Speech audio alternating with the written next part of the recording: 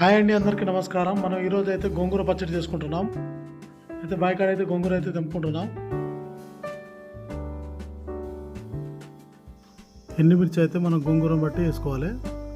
ఇప్పుడైతే మనం ఒక 30-40 ఎండుమిర్చి అయితే వేసుకున్నాం. దూరగా ఎంచుకోవాలి, సిమ్లో వేసుకొని. దాని తర్వాత ధనియాలు, జీలకర్ర వేసుకోవాలి. అది కూడా గోల్డెన్ బ్రౌన్ కలర్ లైట్గా సిమ్ మీద అయితే ఎంచుకోవాలి. దాని తర్వాత తీసి అయితే పక్క పెట్టుకోవాలి. అదే బాండీలో అయితే 1 స్పూన్ ఆయిల్ వేసి గోంగూర వేసుకోవాలి.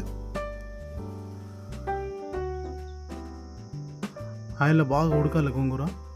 దాని తర్వాత ఇంకో బాండి పెట్టుకొని 10-15 పల్లీలు, దోసకాయ ఎత్తులు, నువ్వులు, ఈ పల్లీలు లైట్గా వేగిన తర్వాత అవి కూడా వేసుకోవాలి.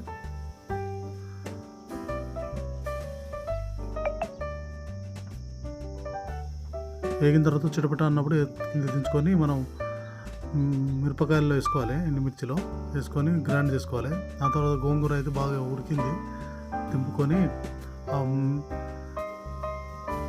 మిర్చిలో మనం మిక్సీ చేసుకున్న దాంట్లో వేసుకోవాలి. వేసుకొని బాగా మిక్సీ చేసుకోవాలి. ఇప్పుడైతే గోంగూర పచ్చడి అయిపోయింది. దానికైతే పోపు వేసుకోవాలి. ఇప్పుడు 5-6 స్పూన్లు ఆయిల్ అయితే వేసుకున్నా. 4-5 ఎండుమిర్చి, కొంచెం శనగపప్పు, మెంతులు, ఆవాలు, జీలకర్ర, కరివేపాకు, ఎల్లిపాయలు బాగా వేగిన తర్వాత గోల్డెన్ బ్రౌన్ కలర్ వేగిన తర్వాత కొంచెం ఇంగువ వేసుకోవాలి. ఇంగువ అయితే కంపల్సరీ.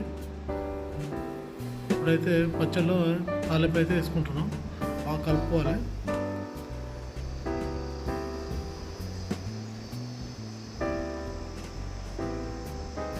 ఇప్పుడైతే మనం వేడివేడి అన్నంలో గోంగూర పచ్చడి కొంచెం నెయ్యి వేసుకొని తింటే ఉంటుంది కదా.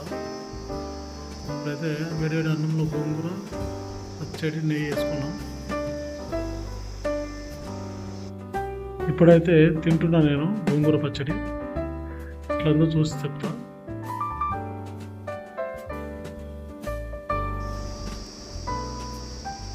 చాలా బాగుంది, excellent. You go to try it and like and